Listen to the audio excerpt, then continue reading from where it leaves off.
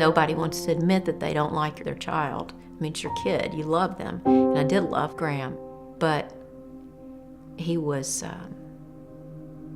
hard. He was very, very hard. We met at church doing some ministry together. We were a little bit older when we got married, so we talked about having children quickly. They were going to become Christians at a very early age because we were going to have them in church and pray with them all the time. And I think 10 months after we were married, we had Graham. We took him home. He was healthy. He looked just like me. We didn't really have a comparison, so we didn't know exactly at the moment that things were different. It wasn't that he was bad. He was just very, very, very active. He was moving around all the time, disrupting class, getting in trouble. I noticed too that he would not really play with the other kids. He didn't have friends. They would make fun of him. Just, it was like he was haunted. We took him to the doctor, and he was diagnosed with ADHD. That may be true, but there's something social that we're missing. He wasn't disciplined. He wouldn't listen. Okay, Graham needs a timeout or something. Here was this little person not doing anything that we said. We disciplined out of anger on several occasions. Graham, you need to get it and get out. It was scary, sometimes to think, what are we doing? We had a plan, but we felt very much out of control. We're spanking all the time. We're disciplined all the time. We're supposed to be having fun. We're supposed to have great relationships with our kids, and it's not turning out at all like we thought it was supposed to. Okay, let's get this in my finger. At 10 years old, he was diagnosed with Asperger syndrome. But instead of like a terrible news, it was kind of a relief. It was like, finally, I knew there was something else. When he was probably about 12, his behavior, it just was so overwhelming. I remember just going in my bedroom and being so exasperated. I just fell down on my bed and I just began sobbing, and I cried out to God, and I said, God, I'm tired of asking you to help me because I can't do it. You need to do it. It was pretty amazing because I heard him say in my spirit, Graham is going to get it. And I sat up and I looked around the room and I said, what?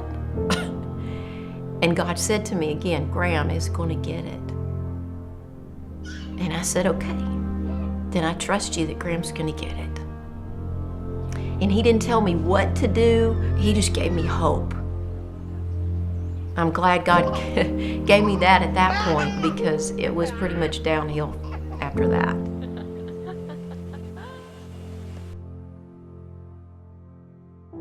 Around 13, Graham began using marijuana. He began the ritual of cutting himself to relieve anxiety. He would start fires in our house and we wouldn't know it. And then it was at that point that he and his dad got in a fight. We were fighting each other, basically. And, I partly think it's my fault. But he ran out and he got a rock and he threw it and he hit me in the head. And I said, call 911. Victim of an assault has facial. The police said, that's enough, and we know you're going to let him come back, but we're not. And so they actually put a restraining order on him, and he went to jail. I want to have a friendship with him. As a dad, I'm the guy that's over the family, and that's what God anticipated it to be. But I still need to be friends and love. Shortly thereafter, he had some kind of emotional breakdown. He broke into a home and he got in trouble with a very strict county in Texas. For 2 years, they had him bouncing back and forth from the mental hospital to jail and back and forth. He did try to commit suicide several times. He cut himself several times. I can remember one time that he was bleeding out of consciousness because he cut his neck in several places. Every night I would wake up and I found myself just talking to God and telling him all the things I was scared about. They were not trusting prayers. They turned into worry sessions. I wanted Graham to have peace and have joy. And then I thought, well, peace and joy is Jesus. That's a person. So I began to just pray, God, please let Graham experience you. That's really what he needs. He doesn't need mama to come and rescue him or daddy to come and flip a bill and get him out of a jam. If he's in a jam, you are his rescuer, and he has to experience you, and I have to let him go to do that. But when he finally did get out, he decided that he was going to go to Colorado.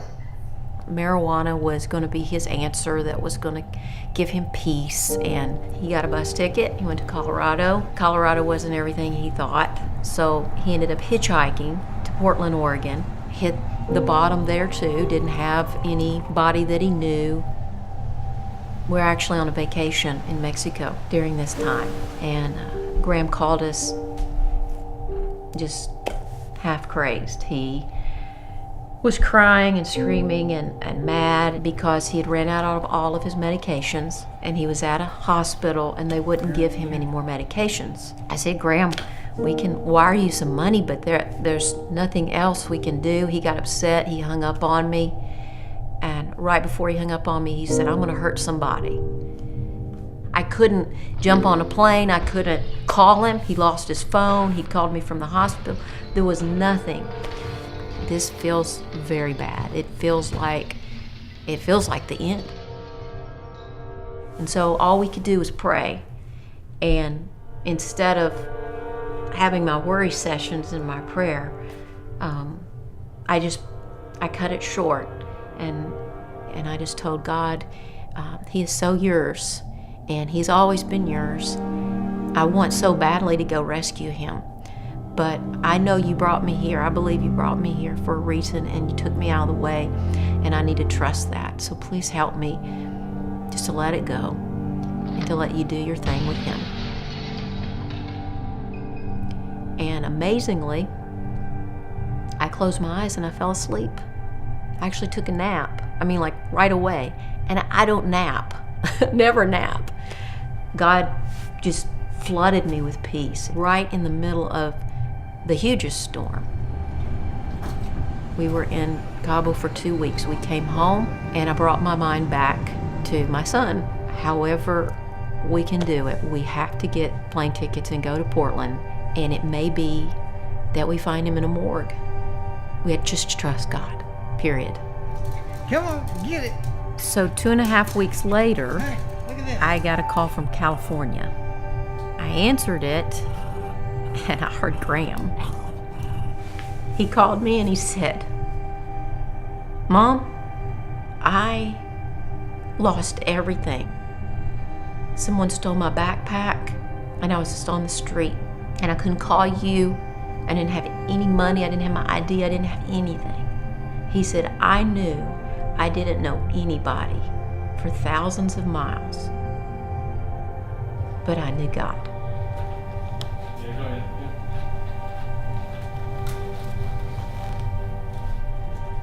I was in Sacramento. I had just hopped a freight train down with a bunch of people from Portland. And I had this vision. Some of it might have been a dream, but I saw hell. And it wasn't just this place where people were eternally tortured. It was this place where people chose to do things their own way and to live without God because they didn't want to be with their Creator, so they didn't get to live with Him ever. And everyone there wanted a relationship with this Creator now.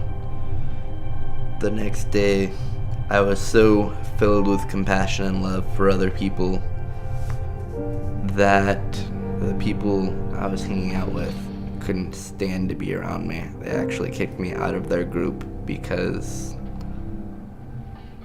of the transformation that happened overnight that night. Graham had experienced God.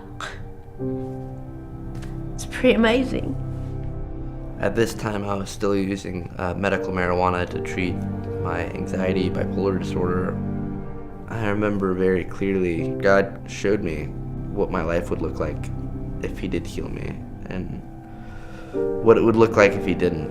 And the difference was extreme.